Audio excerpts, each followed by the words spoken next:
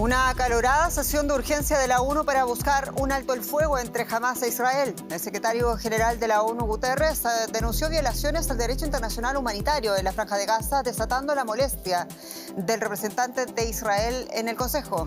Soy Jenny Pérez, aquí en Berlín. Destacamos.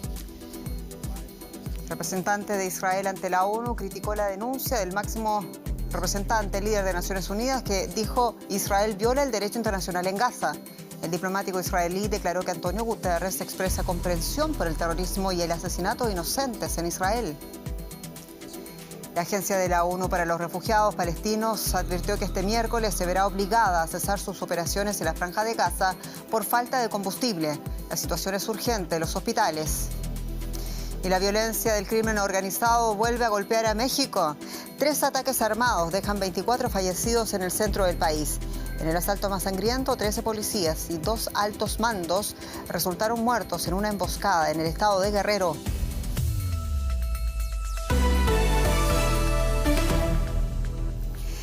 El Consejo de Seguridad de la ONU se ha reunido para abordar el conflicto entre Israel y el grupo terrorista Hamás, incluyendo, por supuesto, a los rehenes en manos del grupo palestino. Desde Nueva York, el jefe de las Naciones Unidas, Antonio Guterres, condenó en sus palabras las violaciones claras del derecho humanitario en Gaza y dijo exigir además un alto el fuego humanitario inmediato. Frente a estas declaraciones, el embajador israelí ante la ONU pidió la dimisión del secretario general.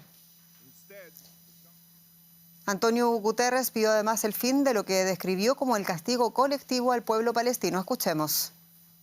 Es importante reconocer también que los atentados de Hamás no vienen de la nada. El pueblo palestino lleva 56 años sometido a una ocupación asfixiante. Ha visto cómo su tierra es devorada sin cesar por los asentamientos y asolada por la violencia, cómo se asfixiaba su economía, el desplazamiento de su población y la demolición de sus hogares. Sus esperanzas de encontrar una solución política a su difícil situación se han ido desvaneciendo. Pero el sufrimiento del pueblo palestino no puede justificar los atroces ataques de Hamás, así como esos atroces ataques no pueden justificar el castigo colectivo del pueblo palestino. Y tras los comentarios de Guterres, la airada respuesta de Eli Cohen. Escuchemos. Señor secretario general, ¿usted en qué mundo vive?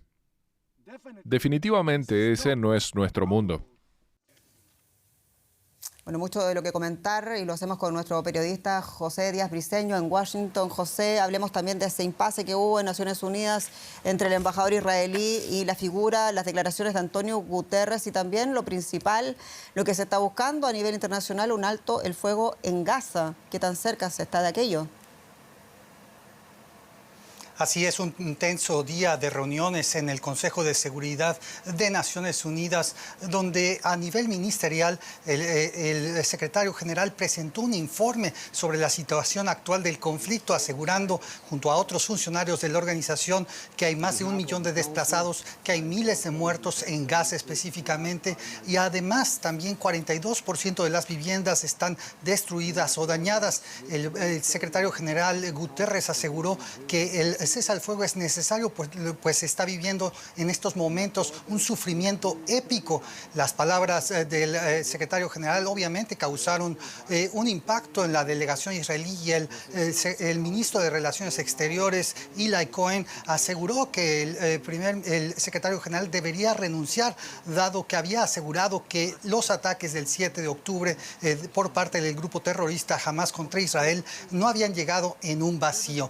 Una tensa situación donde también el embajador israelí, observador ante la ONU, perdón, el embajador palestino, observador ante la ONU, aseguró que el cese al fuego debió haber llegado ya desde hace unos días. Y en esa zona gris, donde sí podrían ponerse de acuerdo las naciones del mundo en Naciones Unidas para presionar a Israel para que detenga los bombardeos en Gaza y para que Hamás también libere a los rehenes, ¿qué se podría conseguir?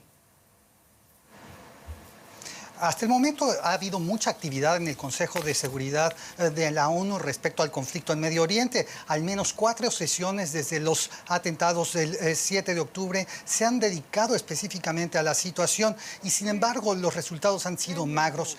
Tanto Rusia como Brasil ya habían presentado resoluciones en días previos que no habían llegado a tener éxito. La última, la de Brasil, que proponía una pausa humanitaria y que fue bloqueada por Estados Unidos al no incluir ahí el derecho que tiene Israel de defenderse de estos ataques, pues tampoco prosperó. Ahora Estados Unidos está presentando una nueva resolución que incluye justamente esa oración respecto al derecho que tiene Israel de defenderse, y sin embargo en la sesión de hoy mismo el propio representante de Rusia aseguró que esta no tenía futuro, pues amenazando con un veto. Hay que decir que en la Asamblea General esta misma semana podrían verse avances respecto a este tema luego del veto de Estados Unidos la semana pasada. José Díaz, muchas gracias en Washington. El mundo pide el alto al fuego, pero las últimas horas han sido especialmente violentas en Oriente Próximo. Por un lado, los bombardeos israelíes en la Franja de Gaza, de los que jamás aseguran matado a unas 5.000 personas, y por el otro, los cientos de cohetes que la organización terrorista lanzaba en las últimas horas a territorio israelí y que obliga a la población israelí a mantenerse en búnkers. En medio de todo esto, por primera vez, una de las rehenes ancianas liberadas por Hamás ofreció su testimonio. Por fin libres. Un equipo del Comité de la Cruz Roja atiende a Nurit Cooper y Loshevet Lifshitz, 2 de las personas secuestradas en un kibutz durante el ataque de Hamás el pasado 7 de octubre. Según los médicos, ambas se encuentran en buen estado de salud. Lifshitz fue secuestrada en moto y golpeada. La retuvieron junto con otros rehenes en la red de túneles de Hamás en la Franja de Gaza. Según su relato, tanto ella como los demás fueron tratados con dignidad. Se ocuparon de todas nuestras necesidades. Les reconozco el mérito, fueron corteses. Se aseguraron de que estuviéramos limpios, de que comiéramos. Comimos lo mismo que ellos, pitas con queso fresco, queso fundido y pepinos.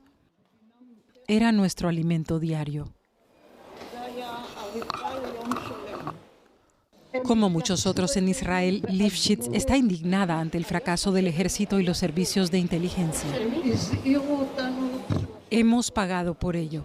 Hubo advertencias 3 semanas antes.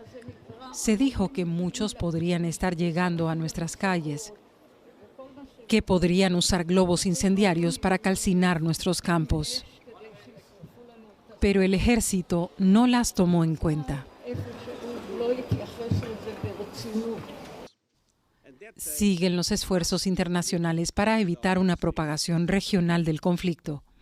La ofensiva aérea sobre Gaza continúa y, según medios estadounidenses, el gobierno israelí evalúa aplazar la ofensiva terrestre. No obstante, el ejército no quiere desistir de su plan original para liberar a todos los rehenes en poder de Hamás. Y durante una visita en Cisjordania, el presidente francés Emmanuel Macron subrayó que Hamás no representa al pueblo palestino. Junto al presidente palestino Mahmoud Abbas, Macron expresó que nada puede justificar el sufrimiento de los civiles en la Franja de Gaza. Abbas, por su parte, instó a Francia a que ayude a detener los bombardeos israelíes y pidió la celebración de una conferencia internacional de paz. Tras su encuentro con Abbas, Macron tomó rumbo a Jordania, donde se espera que este miércoles aborde con las autoridades de ese país la reactivación de la solución de los 2 estados en Israel, según informó el Elísio.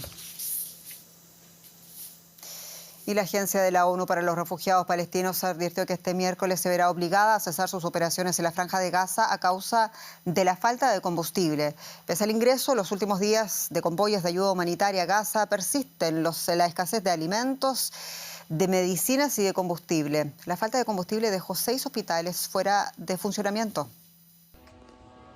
Restos de sangre en una ambulancia en Gaza. Este vehículo fue alcanzado por un ataque aéreo israelí, pero servirá para un último propósito. Nos estamos quedando sin combustible, así que hemos sacado gasolina de las ambulancias averiadas y lo utilizamos para abastecer a las que están funcionando. Los conductores de las ambulancias y los médicos de Gaza trabajan sin descanso y bajo un gran riesgo personal desde que Israel empezó a bombardear la franja. El Ministerio de Sanidad, controlado por Hamás, afirma que más de 5.000 personas han muerto en los bombardeos. Tenemos grandes dificultades para transportar a los heridos, también porque hay varias huelgas al mismo tiempo. Además, la comunicación es casi inexistente. Además de los ataques aéreos, Israel ha impuesto un bloqueo total a la franja de Gaza. Desde los ataques terroristas de Hamás contra Israel el 7 de octubre, casi no se permite la entrada de ayuda humanitaria. Se sospecha que Hamás está acumulando gasolina, por lo que se prohíben los envíos de combustible. Con cada vez más ambulancias destruidas y el combustible agotándose, los servicios de emergencia de Gaza podrían dejar de funcionar muy pronto, en un momento en que su labor es más importante que nunca. Y en otros temas, este día, durante el Foro Económico Germano-Ucraniano que se celebra en Berlín, el canciller alemán Olaf Scholz reiteró la inquebrantable solidaridad de Alemania con Ucrania e Israel y garantizó de nuevo el apoyo a Kiev, el apoyo económico, financiero, humanitario y dijo armamentístico. En el foro empresarial germano-ucraniano, al que asistió el primer ministro de Ucrania, Denis Shmyhal, en el que participó telemáticamente también el presidente Volodymyr Zelensky, el canciller alemán aludió al gran potencial que tiene Ucrania en diversos ámbitos, entre ellos el de las energías renovables, y se mostró convencido de que ese país, en algún momento, subrayó, será miembro de la Unión Europea, ofrece auténticas inversiones de futuro. Y ampliamos con nuestra corresponsal política Carolina Tzimoy aquí en Berlín. Carolina, los ataques contra Rusia continúan, decíamos, y Kiev necesita ayuda adicional cuanto antes, lo ha dicho Zelensky. ¿Cómo se quiere convencer a empresas extranjeras de que su dinero estará bien invertido en una zona de guerra? Precisamente ese es el gran reto, Jenny, lo que el canciller Scholz intentó remarcar hoy una y otra vez durante ese foro, al igual que los representantes de Ucrania. El mensaje principal era que Ucrania en algún momento se convertirá en miembro de la Unión Europea, eso es lo que dijo Scholz, y que por lo tanto quien invierte en Ucrania estaría invirtiendo en un futuro Estado miembro de la Unión Europea. Además, los representantes de Ucrania remarcaron una y otra vez que la guerra terminará en algún momento y que entonces el dinero invertido dará aún mayores frutos. El sector de energías renovables está entre los sectores más interesantes de inversión en Ucrania, pero también el sector armamentístico. Vemos, por ejemplo, cómo la empresa alemana Rheinmetall pretende iniciar una cooperación con una empresa armamentística estatal en Ucrania, donde la central estará en Kiev y pronto se espera que los productos de esa empresa sean producidos ahí mismo. Aún no se conocen más detalles al respecto. Carolina, y el foro se ha enfocado en la reconstrucción de Ucrania, pero esto todavía en medio de la guerra, decíamos también, ¿no es demasiado pronto para hablar de una reconstrucción en este país? Exacto, eso es lo que muchos se preguntan y es precisamente lo que discutía con un miembro del Parlamento de Ucrania que preside precisamente el grupo de trabajo de reconstrucción para Ucrania. Jenny, y como él también nos dijo que la Unión Europea y que la ayuda que viene de Alemania y de Estados Unidos ha tardado mucho en llegar y que por eso desde entonces ya están pensando en la reconstrucción de Ucrania y están trabajando desde ya en cómo se reconstruirá el país una vez termine esta guerra. Muchas gracias, Carolina Tzimoy. Cambiamos de frente, hablamos de economía y Paco Furió en el estudio. Bienvenido. Hola, Jenny, ¿qué tal? Hablamos de trabajar menos, cobrando lo mismo. El Partido Socialista Español del presidente del Gobierno en funciones, Pedro Sánchez, y el partido de izquierda, Sumar, han alcanzado un acuerdo de coalición, aunque aún faltan otros apoyos para formar un nuevo gobierno. El pacto incluye una reducción de la jornada laboral sin modificar los salarios. Este reduciría la jornada laboral de 40 horas a 37,5 horas semanales a partir de 2024. Con la opción de bajarla hasta 35 horas después de abrir un diálogo social a lo largo de la legislatura. Todo ello sin reducir los salarios. El acuerdo incluye planes para combatir el desempleo juvenil, reforzar el sistema sanitario público, impulsar el parque público de vivienda y una reforma fiscal que haga que las grandes energéticas y la banca contribuyan más a las arcas del Estado. reducir la semana laboral a 37,5 horas máximo. Ampliamos los detalles con José David Navarro en la Bolsa de Frankfurt. José, la propuesta de estos dos partidos políticos españoles plantea de forma progresiva y reduciendo las horas de trabajo. ¿Cómo sería exactamente si es que finalmente se lograra hacer? Hola Paco, ¿qué tal? Efectivamente, no sé, al final estos dos partidos, el Partido Socialista Español y Sumar, consiguen los suficientes apoyos para formar un gobierno. Bueno, hay que decir, Paco, que España consiguió la semana laboral de 40 horas en el año 1983, antes era de 44, y estos dos partidos políticos españoles piensan que el mercado laboral ha evolucionado y que en estos momentos es posible reducir, como tú adelantabas, esas horas de trabajo para aumentar la productividad, los beneficios en salud para los trabajadores. El objetivo está puesto en reducir la jornada hasta convertirla en solo 4 días laborales a la semana, pero, como decíais, será de forma progresiva. Hasta el año 2025 se reducirá de forma escalonada a los 37,5 horas y será entonces, Paco, cuando entrarán las negociaciones el empresariado. En el ámbito de la Unión Europea, Francia es la que tiene por ley una semana laboral más baja, de 35 horas oficial sobre el papel, y después hay otras opciones muy variadas, como por ejemplo la de Bélgica, que permite concentrar en 4 días esas 40 horas semanales. José, reducir las horas de trabajo para ganar en salud y productividad es una idea que ha cobrado fuerza después de la pandemia por COVID. ¿Qué impacto tendría esto para las empresas? Sí, Paco, pues sigue siendo en realidad un tema controvertido. No hay ningún estudio o digamos, experto que haya podido sentar cátedra al respecto, pero se utiliza como referencia un estudio realizado recientemente en el Reino Unido por su volumen. Unas 61 empresas, unos 2.900 trabajadores participaron en este proyecto piloto o estudio durante 6 meses de una semana laboral de tan solo 4 días. El estudio concluye que el 92% de las empresas participantes querían continuar después de esos 6 meses con esa reducción de la semana a tan solo 4 días, pero también hay estudios que apuntan a que esa idea de que, por ejemplo, reducir la semana a 4 días, porque eso podría beneficiar al empleo, porque se necesitarían más personas para la rotación, no es cierto, según estos estudios, y supondría un mayor coste económico para las empresas. Como les decía, no hay una cátedra, no hay una conclusión definitiva, pero muchos apuntan a que esto podría abrir el debate de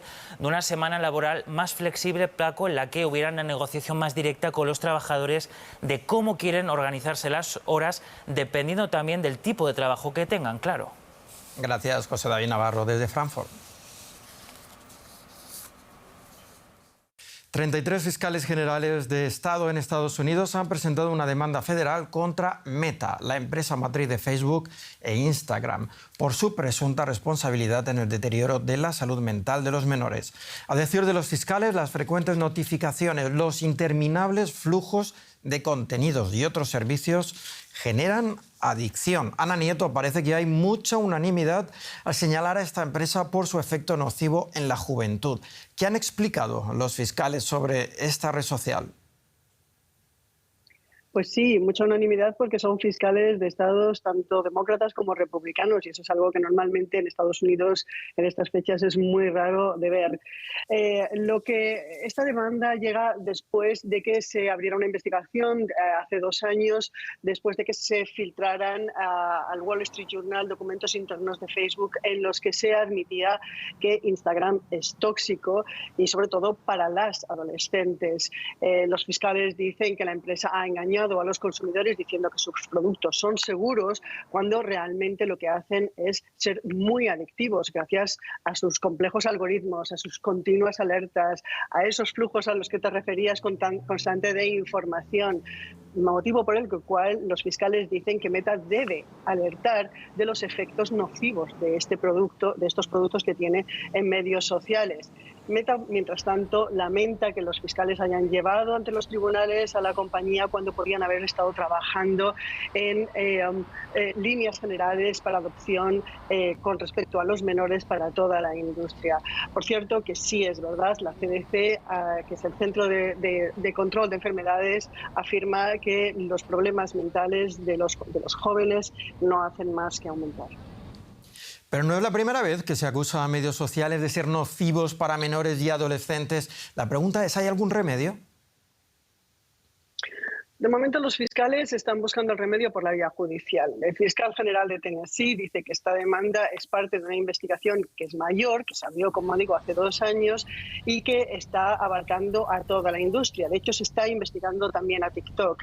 Si han empezado con Meta es porque tiene los documentos que así lo acredita, todos los documentos que son necesarios para fundamentar esta opinión y sobre todo por el papel relevante que tiene Meta dentro de los medios sociales.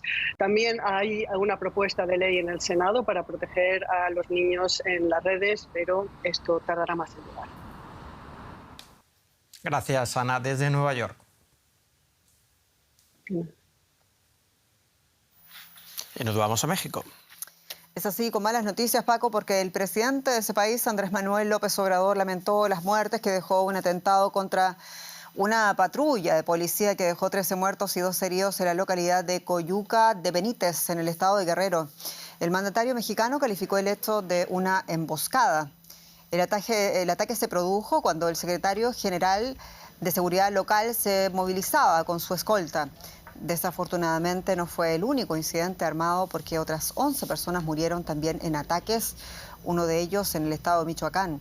Ambas regiones son frecuentemente escenario de acciones sangrientas atribuidas a los cárteles del narcotráfico que tienen allí corredores estratégicos para traficar drogas por la costa del Pacífico. Y ampliamos esta noticia con la periodista Andrea Sosa Cabríos en Ciudad de México. Andrea, son varios hechos de violencia. El más grave ha sido, decíamos, en el estado de Guerrero. ¿Qué se ha dicho sobre el posible móvil de estos hechos? Hasta ahora las autoridades no han dado un móvil, se dijo que se está investigando, pero todo indica que fue un ataque directo y además con participación probable del crimen organizado por el tipo de armas que usaron y por el tipo de emboscada que fue. Hasta ahora lo que se sabe es que iba el secretario de Seguridad Pública del Estado de Guerrero con los otros policías y anteriormente el predecesor en el cargo de esta persona había renunciado en enero justamente después de sufrir un atentado en el que salió herido. El contexto de dónde está ubicada esta comunidad, Coyuca de Benítez, a unos 35 kilómetros de Acapulco, sobre la costa del Pacífico, en un lugar donde hay muchas disputas entre grupos del crimen organizado, hace presumir que algo de eso hay detrás. Y a todo esto, Andrea, Guerrero es indicado como uno de los estados más peligrosos en México actualmente. ¿Cuán grave es la crisis de inseguridad allí? Está grave la situación. Históricamente, Guerrero ha sido un estado muy convulsionado, pero, por ejemplo, en el primer semestre hubo un récord de asesinatos con respecto a los últimos 4 años, ¿no? Con 800 asesinatos.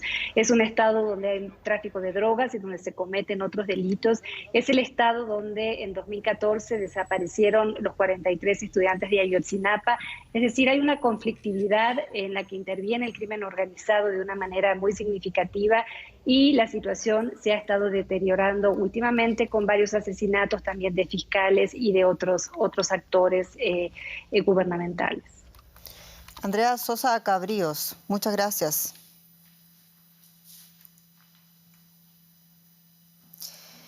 Un proyecto de larga duración aquí en Berlín que reúne a jóvenes músicos israelíes y palestinos. Hace una década, el renombrado director Daniel Barenboim fundaba una academia orquestal en memoria de su amigo, el escritor palestino Edward Said. Y a pesar del conflicto actual y también debido a él, los estudiantes de esta academia, Barenboim Said, se han reunido para hacer lo que más saben, música.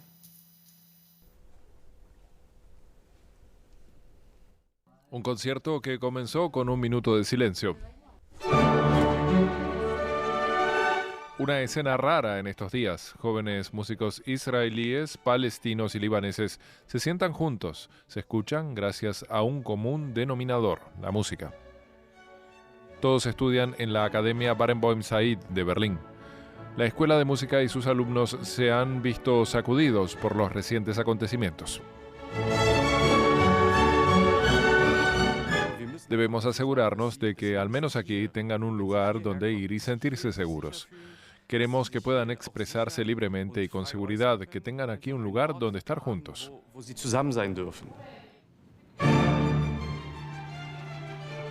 La academia fue fundada por el director de orquesta argentino-israelí Daniel Barenboim en 2012 para contribuir al acercamiento entre israelíes y palestinos. Su profunda convicción es que la paz solo puede surgir del entendimiento. Su hijo, Michael Barenboim, es profesor en la academia. La institución quiere ofrecer a los estudiantes un espacio seguro y una sensación de normalidad en tiempos difíciles. No creo que haya divisiones que no puedan salvarse. Veo repetidos esfuerzos por superar las fronteras, hablando y haciendo música conjuntamente.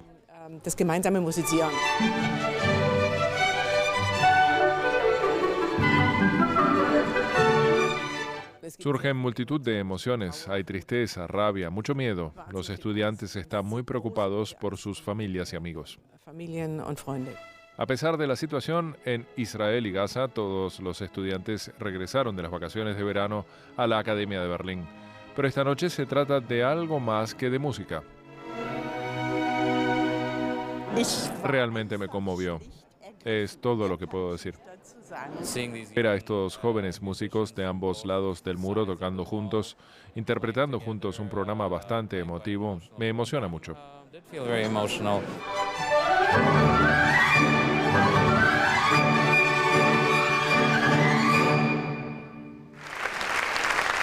El aplauso no es solo por la actuación, sino también por la valentía de los músicos ante la tragedia y su compromiso de seguir haciendo música juntos.